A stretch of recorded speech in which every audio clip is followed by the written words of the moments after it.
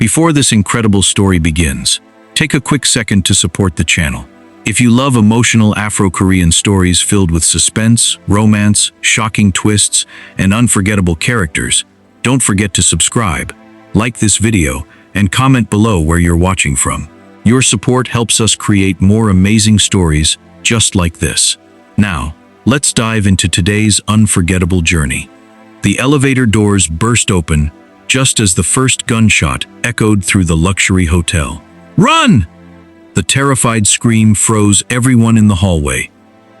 Zinhle Ndlovu had spent years negotiating billion-dollar deals, but nothing in her successful career had prepared her for the sight before her. A man in a blood-soaked suit stumbled toward her, clutching a silver briefcase against his chest, while three armed men chased him with murder written across their faces. Before she could react, the wounded stranger grabbed both of her shoulders. "If you want to live, take this." He shoved the briefcase into her hands. "What? Wait, I don't—" Another gunshot interrupted her. The stranger collapsed onto the polished marble floor. The hallway erupted into panic. Hotel guests screamed. People shoved one another toward the emergency exits. Glass shattered somewhere nearby. The armed men looked up simultaneously. One of them pointed directly at Zinhle. "She has the case." Her heartbeat pounded in her ears. "I don't even know what's inside," she shouted instinctively. "We don't care." Without thinking, she turned and sprinted. Her black heels slammed against the marble floor as bullets struck the walls behind her. She had never run this fast in her life. Her breathing became uneven. Every step felt heavier than the last. "This can't be happening," she whispered. "I'm here for a business conference." She darted around a corner and nearly collided with a hotel employee. "They're shooting people," she cried. The employee's terrified face turned pale before he pointed toward an emergency stairwell. "Go! Hurry!" Zinhle didn't hesitate. She pushed through the heavy metal door and raced down several flights of stairs. Her legs burned. The expensive briefcase felt strangely heavy in her trembling hands. She reached the hotel's underground parking garage and hid behind a luxury SUV, desperately trying to steady her breathing. Silence. No footsteps. No gunfire. Maybe she'd escaped. She carefully opened the briefcase. Inside was no money, no business documents, only a small black flash drive resting inside velvet lining. "Seriously?" she muttered in disbelief. A flash drive. Her phone suddenly vibrated. The screen displayed an unknown number. Against her better judgment, she answered. "Hello?" A calm male voice spoke. "Miss Ndlovu." She frowned. "Who is this?" "Listen carefully." His tone instantly became urgent. "If you're holding a silver briefcase, close it immediately." Every hair on her arms stood up. "How do you know my name?" "You've been mistaken for someone else." "What is happening?" "You have less than 60 seconds before they find you." The call disconnected. Her mouth went dry. "No, no, no." Engine noises echoed through the garage. Black SUVs rolled in from every entrance. Their headlights illuminated the darkness. Several armed men stepped out. One of them barked orders. "Search every vehicle. She cannot leave alive." Zinhle crouched lower behind the SUV. She pressed a trembling hand over her mouth to stop herself from breathing too loudly. A pair of polished shoes appeared only a few meters away. One of the gunmen slowly checked beneath nearby vehicles. Another searched behind concrete pillars. "We know you're here. You can either surrender or die hiding."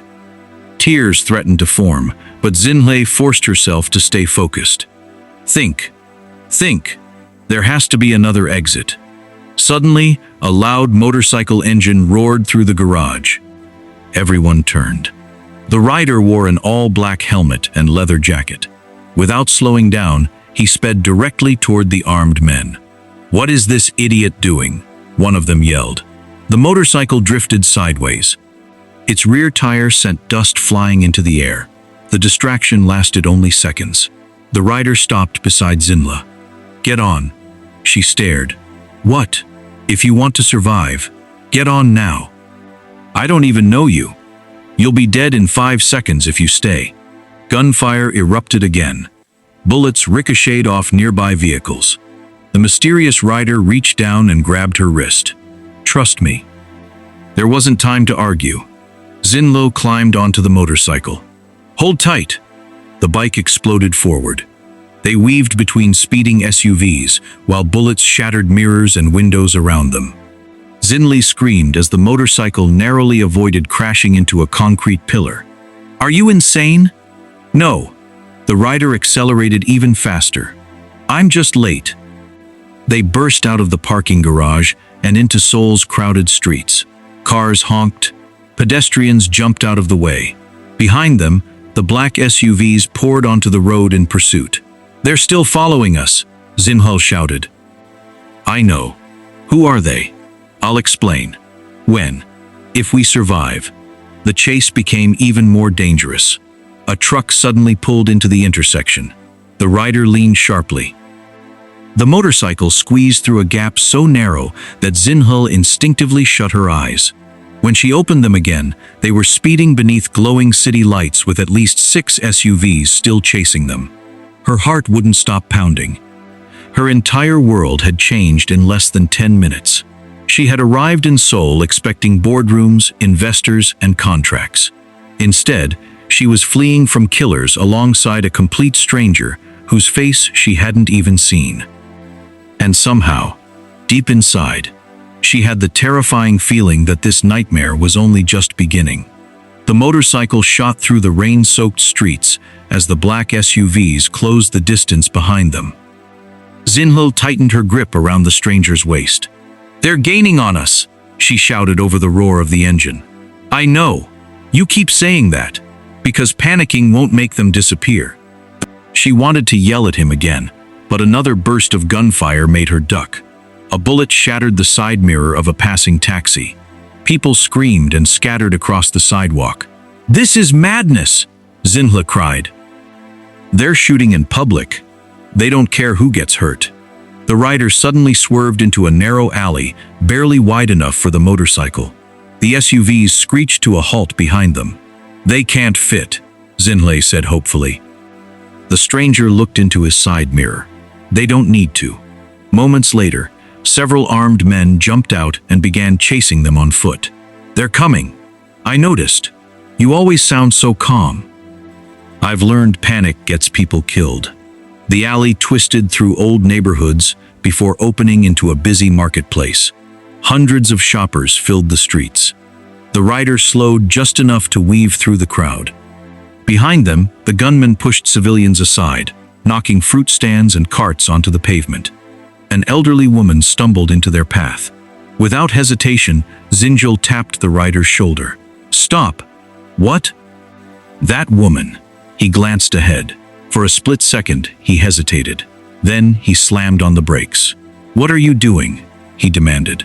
Zinhle jumped off the motorcycle and rushed to the frightened woman. Are you hurt? My ankle, the woman whispered. The gunmen were getting closer. The rider looked furious. We don't have time for this. We're not leaving her. They're 30 seconds away. I don't care. Together, they helped the elderly woman reach the safety of a nearby shop. The woman grabbed Zinhle's hand. Thank you. Zinhle smiled despite her fear. Please stay inside. The rider stared at her. You just risked your life for someone you don't know. She looked back at him. My mother raised me to help people. He said nothing. For the first time since they met, something in his expression softened. Get on, he said quietly. They sped away just as the gunmen reached the marketplace. One of the men shouted angrily, Split up! They couldn't have gone far. The rider continued through a maze of side streets until they finally entered an abandoned warehouse district. He parked inside an old building hidden behind rusted shipping containers. The sudden silence felt almost unreal. Zinhle slowly climbed off the motorcycle. Her legs trembled. She leaned against a concrete wall, trying to catch her breath. Neither of them spoke for several seconds. Finally, the stranger removed his helmet. Zinhle stared. He looked to be in his early 30s, with sharp features, dark eyes that constantly scanned his surroundings, and an expression that suggested he trusted almost no one. "You're—" She paused. "Not what I expected." A faint smile crossed his face. "What exactly were you expecting?" "I don't know. Someone older." He chuckled quietly. "I'm Kang Min-Jae. Zinhle." "I know." She frowned. "How do you know my name?" "I've been watching you since you landed in Seoul." Her eyes widened. "You've been what?" "Protecting you." "I didn't ask for protection." "No. You asked for a business trip." She folded her arms. "Start talking. What is happening? Why are people trying to kill me? And how did you know where I'd be?" Min-Jae took a deep breath. "Because someone changed your meeting schedule." "What?" "Your original conference room was on the 20th floor." She nodded slowly.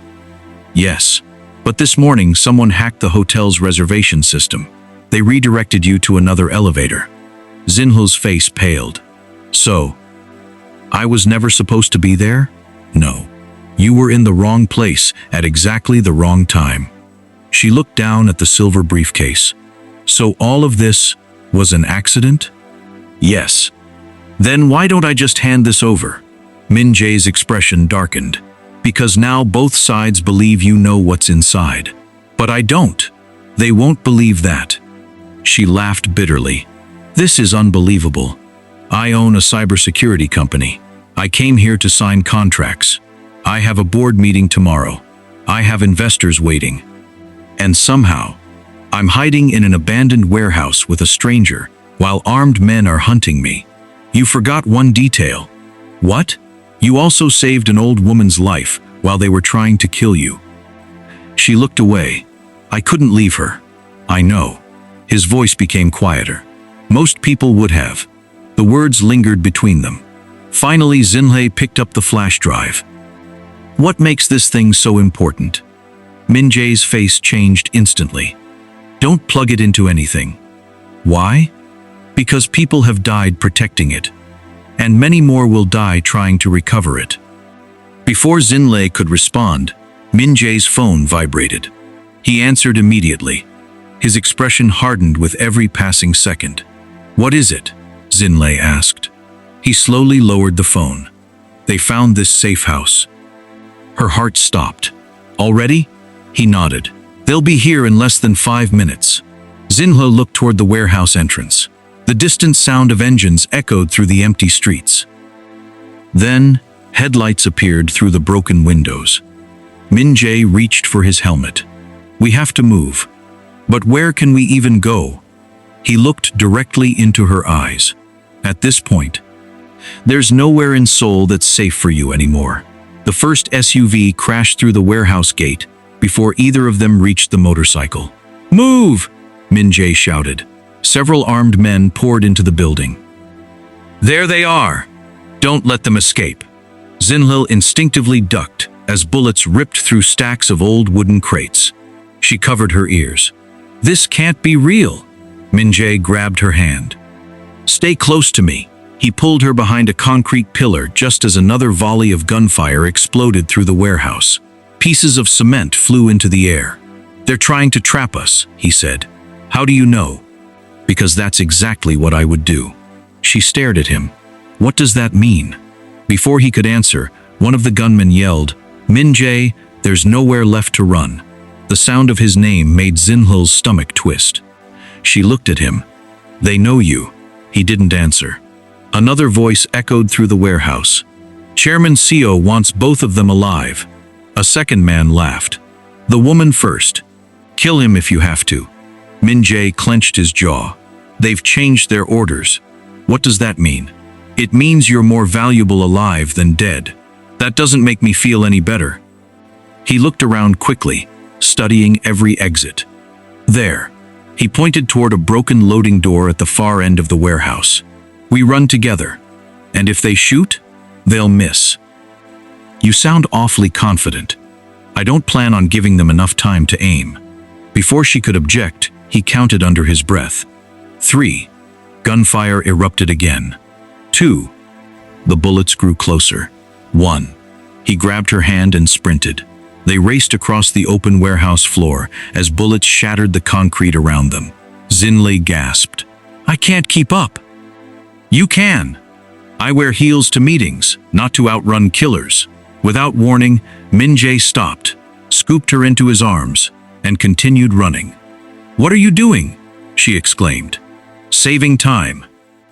"I can walk." Not fast enough. Despite the danger, she couldn't believe he still had the strength to carry her. He burst through the loading door just as another bullet struck the steel frame inches from his shoulder. Outside, they disappeared into a maze of abandoned factories.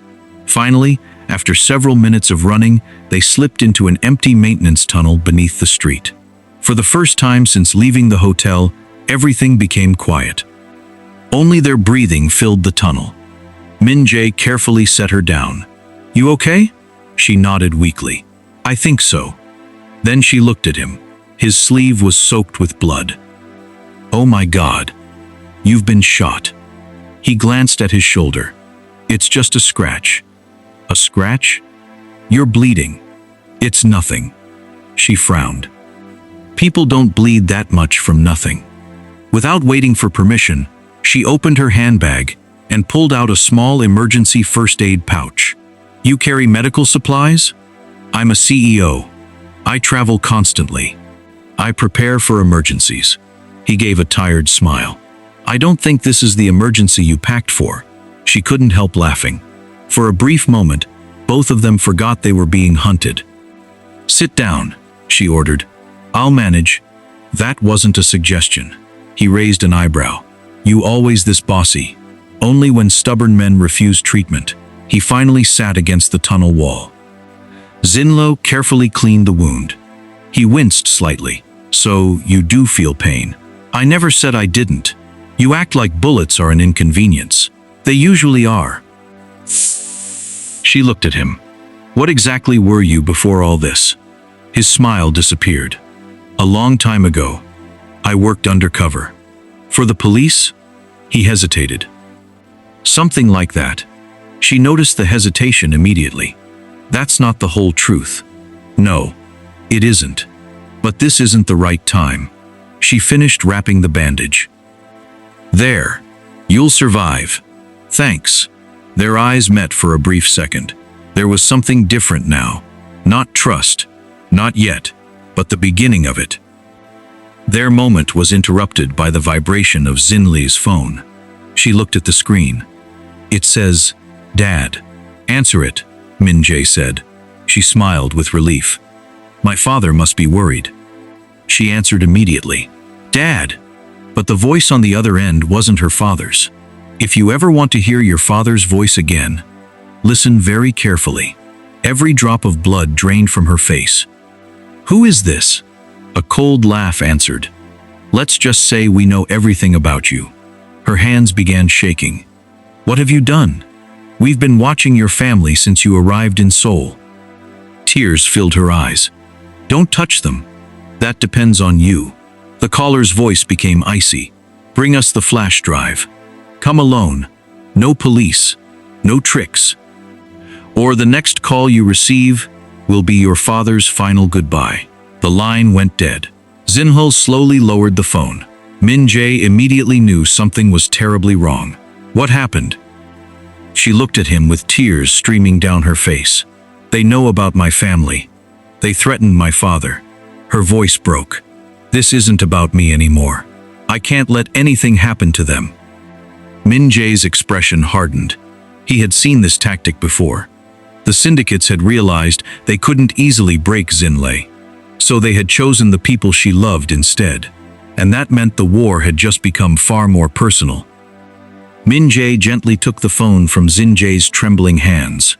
"Let me see the number." She nodded silently. He studied the screen for a few seconds before shaking his head. They masked the call. "So we can't trace it?" "Not this way." Zinhle wiped away her tears.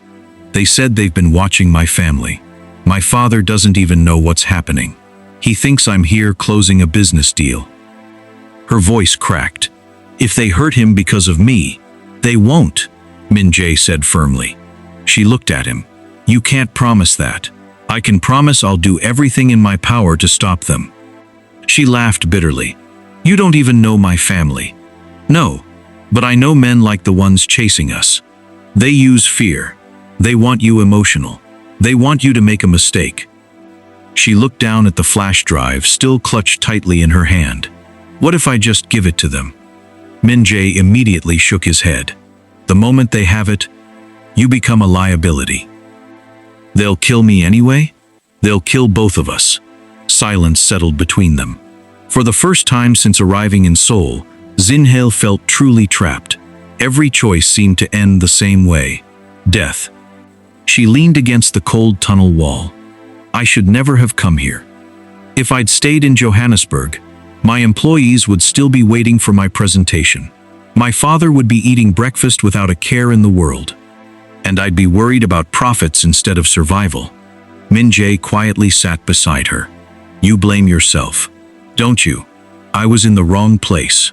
"No, you were manipulated into being there." "There's a difference," she sighed. "That difference doesn't change what's happening. No, but it changes who is responsible." She looked at him. "Who are these people?" "I need the truth, the whole truth." Min-Jae remained silent for several seconds. Then he finally spoke.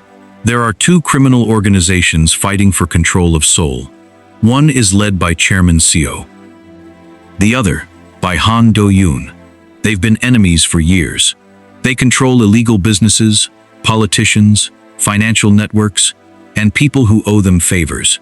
Zinhle listened, without interrupting. "The man who handed you that briefcase worked for Chairman Seo. So why was he running? Because he betrayed him. He stole the flash drive. Why? Nobody knows. But whatever is inside that drive is valuable enough to start a war." She stared at the small device. "It doesn't look like something worth dying for. Most dangerous things don't." Her mind raced. "Can't we destroy it?" Min-Jae's eyes widened. "No. Why not? Because if the information disappears, both organizations will think the other side has it. The violence would spread across the city. So we're stuck protecting something we can't even open?" He nodded. "Until we know what's inside." Zinhle frowned. "I own a cybersecurity company. If anyone can safely examine encrypted data, it's me." "No." She folded her arms. "You don't trust me? I don't trust whoever designed that drive. It could contain malware. It could erase itself. It could alert them the moment it's connected." She reluctantly admitted he had a point. Before either of them spoke again, footsteps echoed through the tunnel. Both froze. Min-Jae slowly reached into his jacket. Zinhle held her breath. The footsteps grew louder, closer, closer. Then, a small orange cat wandered into view. Zinhle let out a nervous laugh. "I thought we were dead." "So did I." The cat rubbed against her leg. She smiled for the first time in hours. "At least someone isn't afraid of us." Min-Jae watched her quietly. "How are you still smiling?" She looked down at the cat. "My mother used to tell me something." "What?" "If fear steals your smile, it has already stolen your future." He repeated the words softly. "What fear steals your smile? It has already stolen your future." She sounds wise. She was. The smile faded from Zinhle's face. "I lost her 5 years ago. I'm sorry." She believed courage wasn't the absence of fear. It was choosing to move anyway. Min-Jae lowered his eyes. "My mother used to say something similar. You never talk about your family. There's not much to say." "They're gone?" "In a way." Before Zinhle could ask another question, his phone buzzed. He answered immediately. Only one sentence came from the caller. "They found another witness." His face changed instantly. "Where?" He listened carefully. "I'll be there." He ended the call. "What happened?" Zinhle asked. "The man who stole the flash drive wasn't working alone. Someone survived." Her eyes widened. "They know what's on the drive." "Possibly. Then let's find them." "It's dangerous." She stepped closer. "Everything is dangerous now. If that witness can clear my name, I'm coming." Min-Jae looked at her for several moments. You really don't give up, do you? No. Good. Because the person we're about to meet has been hiding from Seoul's most dangerous men for over 3 years. He stood and extended his hand. This may be our only chance to learn why you're at the center of this war. Zinhle looked at his hand, then took it without hesitation. As they walked toward the tunnel exit, neither of them noticed the tiny blinking red light attached beneath one of the abandoned pipes. A miniature tracking device, hidden there minutes earlier by one of Chairman Seo's men. Elsewhere in Seoul, a laptop screen displayed 2 blinking dots moving through the city. One of the gunmen smiled. I found them. He picked up his phone. Tell Chairman Seo to prepare. This time, they're walking straight into our trap. The black sedan exploded through a red light as Min-Jae gripped the steering wheel with one hand and checked the rearview mirror with the other. They're following us, he said quietly. Zinhle turned to look. 3 black SUVs stayed exactly 3 cars behind. They found us again? They never stopped looking. She looked around the car. I thought this vehicle was safe. It was. His eyes narrowed. Until someone tracked us. A cold feeling settled in her chest. You think we're being followed electronically? I know we are. He pulled into an underground parking garage beneath an old shopping center. The SUVs drove past without noticing. For the moment, they had disappeared. Min-Jae switched off the engine. Don't move. He searched beneath the dashboard, inside the wheel wells, and under the seats. Nothing. Then he carefully inspected Zinhle's handbag. She frowned. What are you looking for? A tracker. You think someone planted one on me? I've learned never to underestimate Chairman Seo. He checked her coat. Nothing. Then he knelt beside the sole of her shoe. There. A tiny black device no larger than a coin was stuck beneath the heel. Zinhle stared in disbelief. How did that get there? The marketplace, the warehouse, maybe even the tunnel. He crushed it beneath his boot. They won't find us with that anymore. She let out a slow breath. I feel like I'm losing control of my own life. Min-Jae looked at her. You're still standing. That means you haven't lost yet. For the first time, his words actually comforted her. They left the parking garage through a side exit and entered one of Seoul's oldest neighborhoods. Small cafes and bookstores lined the quiet streets. It was hard to believe a deadly mafia war was unfolding only a few kilometers away. You said we're meeting a witness. Who is this person? A former accountant. For Chairman Seo? Yes. He disappeared 3 years ago. Everyone believed he was dead. And now? He contacted someone I trust. They stopped outside a tiny antique shop hidden between 2 narrow buildings. The windows were dusty. The sign looked as though it hadn't been changed in decades. This place? It's the perfect hiding place. Min-Jae knocked 3 times. Paused. Then knocked twice. The door opened only a few centimeters. An elderly man peered through the gap. You came alone? I brought someone. The old man noticed Zinhle. His face immediately changed. So, she's the woman. You know who I am? I know enough. He quickly pulled them inside and locked every bolt on the door. The shop was cluttered with old clocks, paintings, and antique furniture. Sit, the old man said. No one will hear us down here. He led them into a hidden basement beneath the shop. The moment the door closed, he turned to Zinhle. You've caused quite a storm. I didn't ask for any of this. I know. He looked genuinely sympathetic. You were never the target. Then tell me why everyone wants this. She placed the flash drive on the table. The old man's hands trembled the moment he saw it. You actually have it. You know what's inside? I helped create it. Zinhle and Min-Jae exchanged shocked glances. You what? Min-Jae asked. The old man nodded slowly. I spent years managing Chairman Seo's financial records. I secretly copied everything. Illegal bank transfers, politicians on his payroll, human trafficking routes, names of corrupt officials. My intention was to expose them. So why didn't you? Zinhle asked. Because they found out. My family paid the price. His voice broke. My wife. My son. They never survived. Silence filled the room. Zinhle reached across the table and gently placed her hand over his. I'm so sorry. He forced himself to continue. The flash drive is encrypted. Only one person can unlock it. Who? You. Zinhle blinked. Me? You own one of Africa's most advanced cybersecurity companies. I followed your work. Your encryption software is the only system capable of safely opening the files without triggering the security protocol. She looked stunned. So this wasn't random? The old man lowered his eyes. No, it wasn't. Min-Jae stepped forward. What are you saying? I arranged for Zinhle to come to Seoul. Both of them froze. You, Min-Jae whispered. You changed her meeting? The old man nodded. I had no other choice. Zinhle slowly stood. You manipulated my entire trip? I never intended for anyone to get hurt. I only wanted someone honest enough and skilled enough to expose Chairman CO forever. Anger flashed across Zinhle's face. You used me.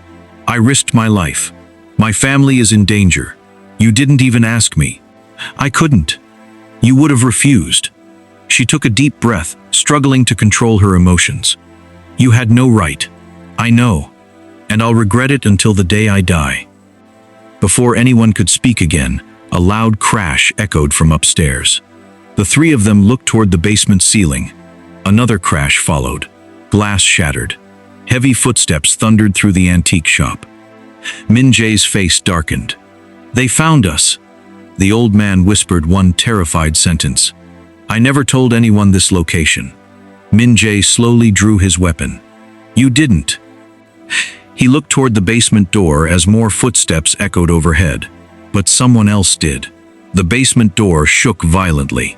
Bang, bang, bang. Someone was trying to force it open. The elderly accountant staggered backward. They're here. They've found us. Min-Jae stepped in front of Zinhle. Stay behind me. Another deafening crash echoed through the basement. The wooden frame splintered. Dust rained from the ceiling. A voice called from upstairs. Min-Jae, Chairman Seo says this is your last chance. Bring us the woman. We'll let you walk away. Zinhle looked at Min-Jae. They're lying. I know. What will you do? He answered without taking his eyes off the door. What I've been doing since the moment I met you. Protect you. The basement door finally burst open. Armed men flooded down the staircase. Min-Jae immediately shoved a heavy bookshelf toward the entrance. It crashed into the first two attackers, buying them precious seconds. Go, he shouted. He pointed toward a narrow passage hidden behind old storage shelves. The elderly accountant hurried to move several wooden crates. A concealed tunnel appeared. I dug this years ago, he said breathlessly. It leads to the next building. Zinhle grabbed his arm. Come with us, he smiled sadly. My legs aren't fast enough anymore. We're not leaving you. You have to. Min-Jae fired 2 quick shots toward the staircase. The attackers ducked for cover. We're running out of time. Zinhle shook her head. No, we leave together. The old man gently placed the flash drive back into her hand. Listen to me. My family died because I waited too long. Don't make the same mistake. Tears filled her eyes. I can't just abandon you. You aren't. You'll finish what I started. His voice trembled. Expose them. Promise me. She couldn't speak. He squeezed her hand. Promise. Finally, she whispered, I promise. The old man smiled. Good. Then, before either of them could stop him, he slammed the hidden tunnel door shut from the outside. Wait, Zinhle screamed. She pounded against the metal door. Open it! Please! His calm voice came through the thick steel. They'll never stop chasing you. But they might stop chasing an old man. Min-Jae closed his eyes. He knows what he's doing. Another explosion echoed beyond the tunnel door. Gunfire erupted upstairs, then downstairs. The old man's voice disappeared beneath the chaos. Zinhle collapsed to her knees. No, no, tears streamed down her face.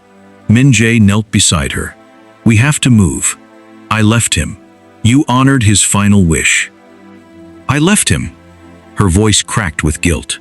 For several moments, neither of them moved. Finally, Min-Jae gently helped her to her feet. We'll make this count. She nodded through tears. I have to. They hurried through the narrow tunnel until they emerged inside an abandoned printing factory. Night had fallen over Seoul. Rain poured from the sky. The city lights blurred through the storm. For several minutes, they walked in silence. Eventually, Zinhle spoke. I keep seeing his face. He knew he wasn't coming back. Yes, and he still smiled. Because hope gives people courage. She looked at Min-Jae. You've lost people too. He didn't answer immediately. My father was once Chairman So's closest friend. She stopped walking. What? When they built the organization, they built it together. I thought you were a police officer. I was. But before that, I was born into the family. Everything suddenly made sense. The men at the warehouse, they recognized you. They weren't just chasing you. They were chasing one of their own. He nodded. My father wanted to leave. Chairman Seo saw that as betrayal. What happened? He ordered his execution. Zinhle stared at him. He killed your father? I watched it happen. Her heart sank. Her heart sank. Her heart sank. I was 17. I couldn't save him. What about your mother? She died a year later. From illness? No. From heartbreak. Silence surrounded them once more. For the first time, Zinhle understood why Min-Jae rarely smiled, why he never trusted easily, why he always expected betrayal. She slowly reached for his hand. He looked down at it in surprise. You don't have to carry all of that alone anymore. Their eyes met. For several seconds, the rain, the danger, and the fear seemed to disappear. Min-Jae gently intertwined his fingers with hers. Neither do you. A faint smile appeared on Zinhle's face. So, we're partners now? He smiled back. No, we're survivors. She laughed softly. I'll take that. The peaceful moment lasted only seconds. A black luxury sedan pulled up across the street. Its rear door opened. A tall man stepped out wearing an expensive black suit. He wasn't carrying a weapon. He didn't need one. Even from a distance, Min-Jae recognized him immediately. His expression hardened. No. Zinhle followed his gaze. Who is that? Min-Jae's voice became almost a whisper. Han Do-yoon, the leader of the Crimson Tiger organization. The man adjusted his suit and smiled as though greeting old friends. He slowly began clapping. Impressive, he called out. You've survived much longer than I expected. More luxury vehicles arrived behind him. Dozens of armed men stepped out, surrounding the street from every direction. Zinhle instinctively moved closer to Min-Jae. Han Do-yoon smiled even wider. I didn't come here to kill you. He looked directly at Zinhle. I came to make you an offer. What kind of offer? She asked cautiously. The kind that could end this war. He paused before delivering the words that made both of them freeze. Chairman Seo isn't your biggest enemy. He pointed directly at Min-Jae. The man standing beside you has been hiding the biggest secret of all. If you've been enjoying this thrilling Afro-Korean story, don't forget to subscribe, like this video, and leave a comment telling us what you think Han Do-yoon's shocking secret will be. Your support inspires more unforgettable stories like this one. Stay tuned for the explosive finale. The rain poured harder as Han Do-yoon's men tightened the circle around Zinhle and Min-Jae. Neither of them moved. Neither of them spoke. Han Do-yoon smiled as if he had already won. You both look surprised, he said. I expected a warmer welcome. Min-Jae stepped slightly in front of Zinhle. Whatever you have to say it to me. Oh, I intend to. Han slipped both hands into his pockets. But first, he looked directly at Zinhle. Don't you think it's strange? She frowned. What? That the man protecting you always seems to know exactly where danger is. She looked at Min-Jae. Han continued. Every ambush, every escape route, every safe house, he knows them all. Almost as if he helped build them. Min-Jae's jaw tightened. Enough, Han chuckled. Should I stop? Or should I tell her the part you've been hiding? Zinhle's heartbeat quickened. She turned to Min-Jae. What is he talking about? Min-Jae remained silent. Han laughed. He's not denying it. Maybe I should. He took one slow step forward. Years ago, before becoming an undercover agent, Kang Min-Jae was supposed to become Chairman Seoul's successor. Zinhle stared at Min-Jae in disbelief. Tell me that's not true. After several painful seconds, he finally nodded. It is. She took a step backward. You were going to lead the organization? I never wanted that life. But you were part of it. Yes. Why didn't you tell me? I was afraid. Afraid of what? That you'd stop trusting me. Her voice trembled. You should have trusted me enough to tell me. Han smiled, enjoying every second. Secrets have a way of destroying relationships. Min-Jae ignored him. He looked only at Zinhle. I was born into that world. I didn't choose it. My father wanted me to inherit everything. But after he was murdered, I spent my life trying to destroy what he helped build. She searched his face. Every moment they had shared flashed through her mind. Every time he had protected her. Every risk he had taken. Every wound he had suffered. Finally, she asked the question that mattered most. Have you lied about protecting me? His answer came instantly. Never. Not once. Before she could respond, Han slowly applauded. Beautiful. Very touching.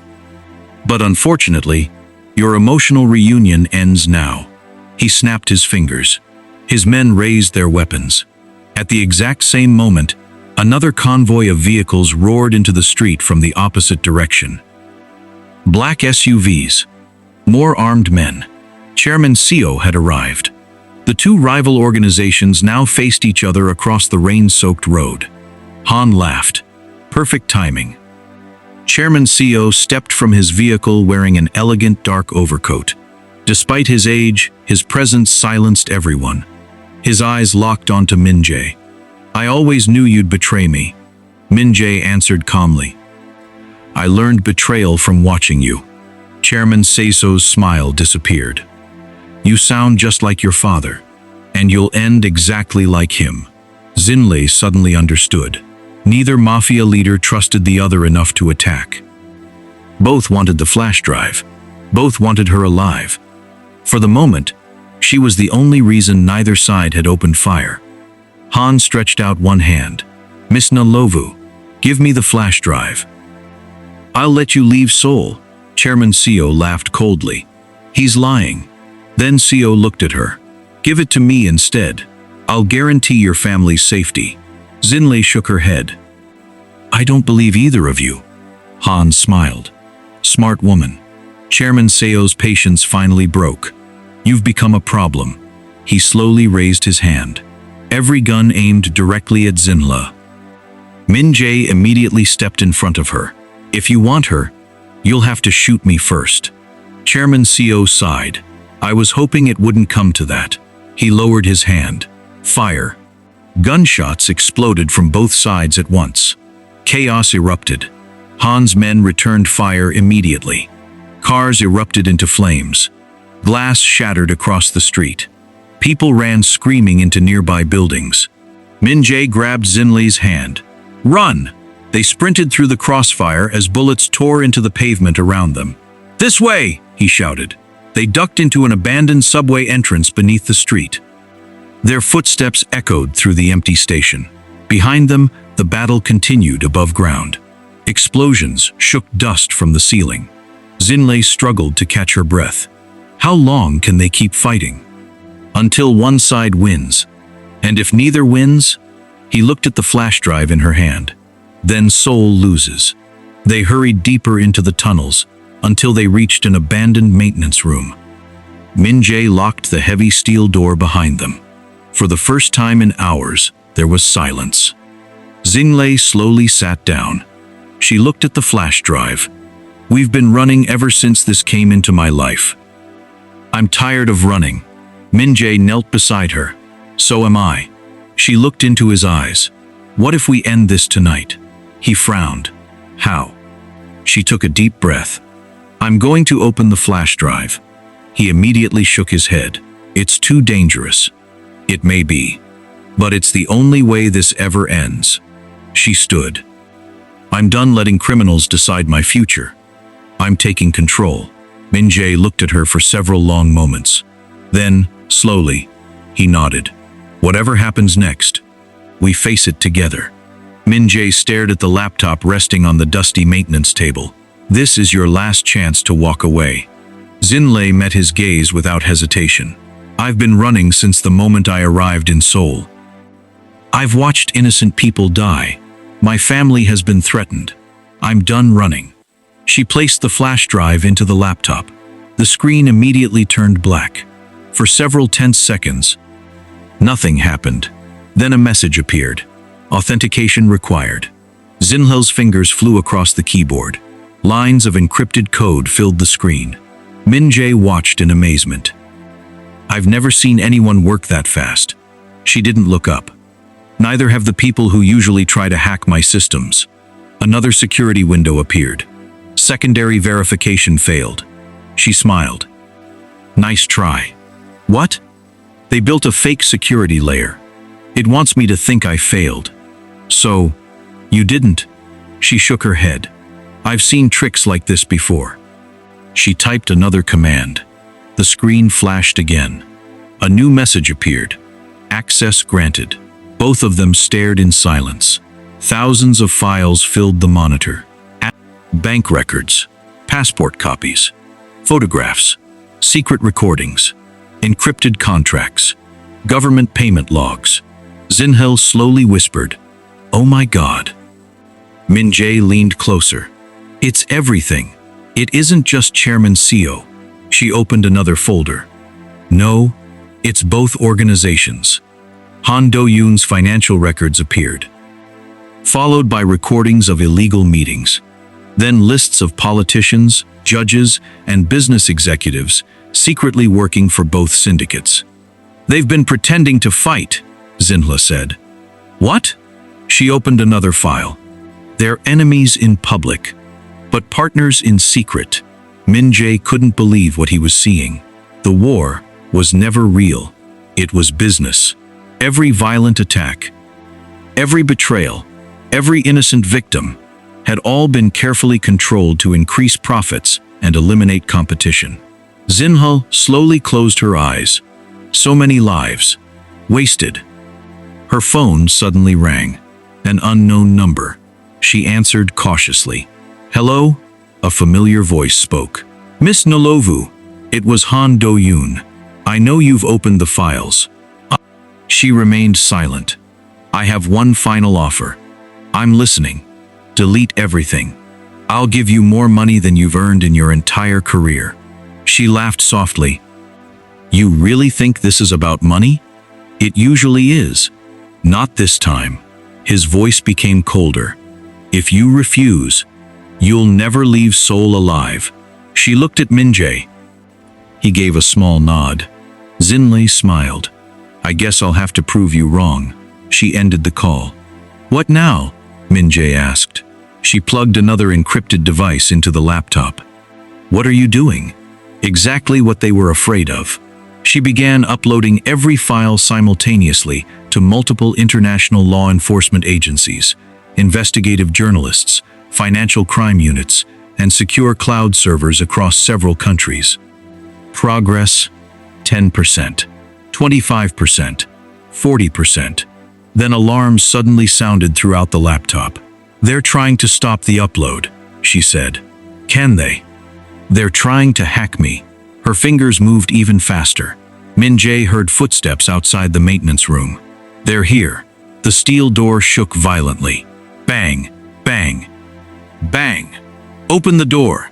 Chairman Seo's voice echoed through the corridor. Do it now. Another explosion rocked the room. The hinges began to bend. How much longer? Min-Jae asked. Almost there. Gunfire erupted outside. Han Do-yoon's men had arrived. The two syndicates began fighting again in the subway tunnels. The maintenance room shook with every explosion. 60%. 75%. The steel door finally burst open. Chairman Seo stepped inside first. Han Do-yoon entered from the opposite side seconds later. For the first time in years, the two crime bosses stood face to face. Neither cared about killing the other anymore. Both looked only at the laptop. Chairman Seo raised his pistol. "Stop the upload." Han pointed his weapon as well. "Step away from the computer." Zinhle calmly looked at the screen. 95%. Chairman Seo shouted, "I'll kill both of you." Min-Jae stepped in front of her once again. "No, you won't." Chairman Seo pulled the trigger. A gunshot echoed through the room. Min-Jae staggered backward. "Min-Jae!" Zinhle screamed. He fell to one knee, clutching his side. Blood stained his shirt. Still, he smiled. 98%. Zinhle's tears blurred her vision. "Stay with me. I'm trying." Chairman Seo aimed again. Before he could fire, Han Do-yoon grabbed his arm. "You fool! If you kill them now, we lose everything." The two men began fighting each other. Their own guards joined the struggle. The room descended into complete chaos. Then, the laptop chimed. Upload complete. Every file had been transmitted. Every secret had been exposed. Every backup had been secured. At that exact moment, police sirens echoed throughout the city. Helicopters circled overhead. Special tactical units flooded the subway entrances. One officer shouted through a loudspeaker, "Drop your weapons! You're surrounded." Panic spread through both organizations. Some surrendered. Others tried to escape. None succeeded. Chairman Seo was wrestled to the ground in handcuffs. Han Do-yoon attempted to flee through a service tunnel before officers intercepted him. Within minutes, the two most powerful criminal leaders in Seoul were finally under arrest. Weeks later, the city slowly began healing. Corrupt officials resigned. Hundreds of criminal investigations were launched.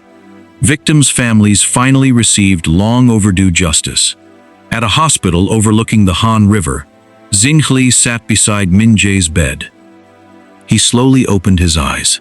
"You stayed." She smiled through happy tears. "You saved my life. I wasn't going anywhere." He looked at her hand, resting in his. "So, does this mean you're canceling your flight home?" She laughed. "I already did. You know, my company has been looking for a director of security." He raised an eyebrow. "Is that a job offer?" "No." She smiled warmly. "It's an excuse." "For what?"